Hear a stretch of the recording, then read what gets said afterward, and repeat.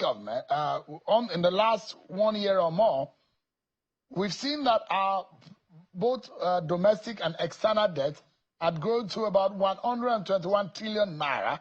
That's way over 90 billion US dollars, and is gone over 20%, about 24% from Q4 of 2023 to Q4 of 2024 or Q1 of 2024, and that's about 24% increase in our debt profile. And that is the inference Mr. Peter Obi made. And it's false. Grok came out with facts to disprove the falsehood of Peter Obi, that it is not devaluation that accounted to that amount is mentioning as debt, and it is not debt. Peter Obi does not have knowledge of statistics now. There is no fact he reels out that when it is verified has not come out as false. There is not a single one.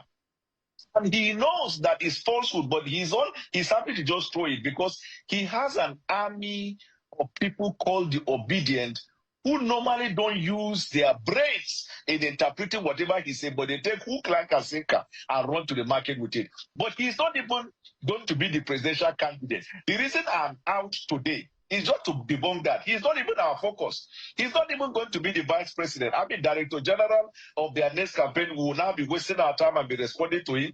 He has deceived the Obidient because their contract with him is that he's going to be the president, and now has been reduced first to second fiddle and now to the position of Director General to lead the campaign that in 2031 he will be made president.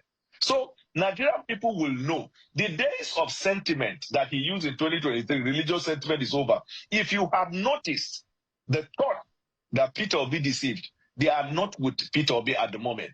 Their eyes are open. Secondly, the youth that Peter Obi claimed to have represented, Peter Obi has never identified with the youth. But the third and the most important thing, because what is the most important is that anybody who wants to wrest power from an incumbent government should come with alternative facts, come with alternative policy. That is the only thing that matters. But this coalition have not been able to come up with any policy that is alternative. Everything they say they want to do, we're already doing it. So why fix it when it is not bad? Is it not fair and respect to the Nigerian people that this coalition should be able to come out with alternative plan? Because when you come out with alternative plan, that means you respect the sensibility of the people you want to vote you. But when these aggrieved elements come together, one didn't get ministerial position, he's angry, he wants to unseat the government. The other one failed in the election last time, and the Labour Party became fragmented, and he is desperately looking for relevance in power because, of course, every election cycle they make money. You have that element. There is another one who was defeated in the primaries, never supported the president in the campaign. He too has been angry. Then there is another one, my former principal, who believes that he's going to win. And in all honesty, I have expressed my opinion that it may never have been the day in destiny. I mean, destiny by God for him to become a president in Nigeria because he has done everything he needs to do to be president, and he did not win the presidency. And 2023 was the biggest opportunity that my former principal, Alhaji Atiku Abubakar, had. He would never have that kind of privilege again. So, and look at Asiwaju, for example. Have you seen him for one day talking about them? He's focused on governance. If even the body language we have in the villa is to remain focused on governance issue and not be distracted by the opposition. They are spent politicians. All right. They don't have ideas. They don't have the vision for the future. I said this in my last video. You have to have lost your mind to support the APC. You must have. It's the biggest thing to try to do. The most difficult task to do is to say you want to go and market the APC, especially to Nigerians who are already frustrated and cannot wait to get rid of this political party. That's the most difficult task. That's why I feel sorry for Daniel Bwala. You can hear him. Sometimes he just misspeak. First of all, he says the Obedients don't use their brains. They just believe everything Peter Obi says to them, hook, line, and sinker. If he says everything to them, they believe it, hook, line, and sinker.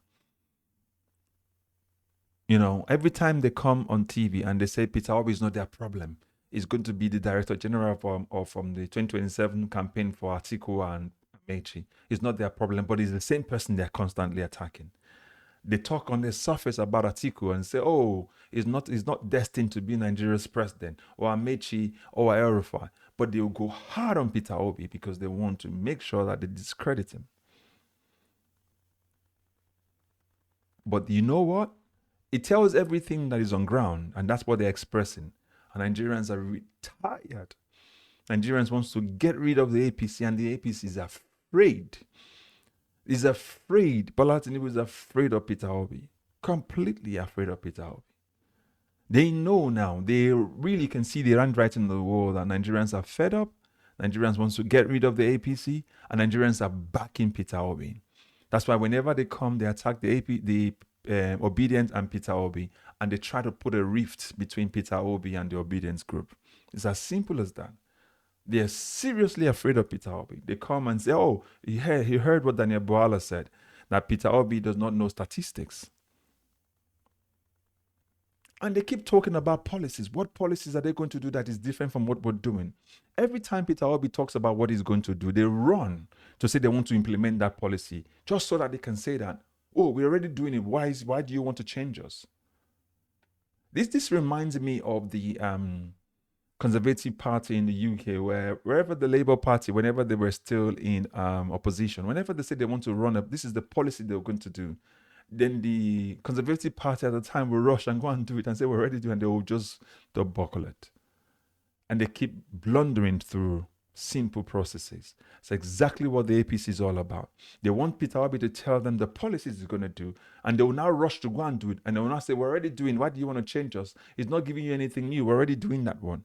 They're always asking that because they want to make it an argument so that they can go and do it. And they can then tell Nigerians, we're already doing it. But they're doing it miserably because they don't conceive ideas like that, and they cannot execute those ideas they're even trying to steal from other politicians. So Peter Obi is, of course, their biggest focus. That's why they're trying to downplay him, saying that Peter Obi is not going to even be the presidential candidate for the coalition, or the vice president is going to be the Director-General of the campaign, because they want to try and minimize him.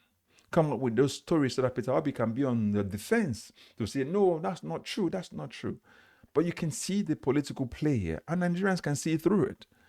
And that's why they're afraid. You can hear before the coalition happened, as much as I'm not totally in support of the coalition, because I think the people who were there already, they were part of the people that destroyed Nigeria. However, possibly taking out the necessary evil first, and then we can go and face the others, is perhaps one of the biggest strategies we can use right now. Because when you look at the process that we have, if anything otherwise than this, it will be a split vote all over again, and Bola Tinubu will come back again as the president, and we don't want that. So what you have to do as a necessary evil right now is to say, let's join the group. If that's the case, if that's what it would take, at least we will retire these old guards, and new people can start taking our position or taking their position.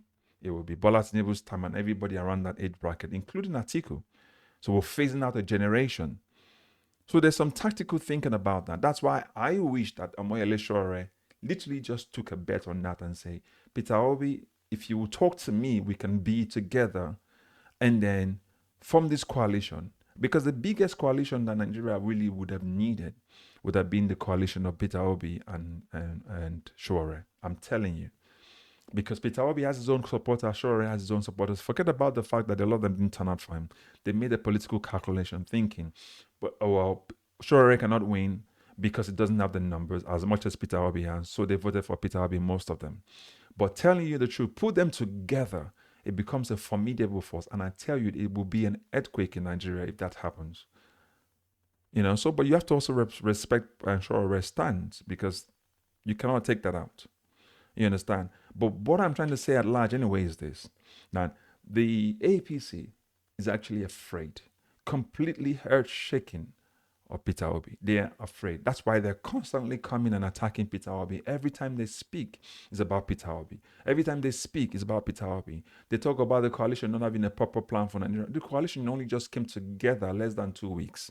They will come up with plans. You understand? But first of all, the one thing that should stand up, at top of that plan, is unveiling, and they have decided to say unified together to say this is the candidate they're preferring for 2027.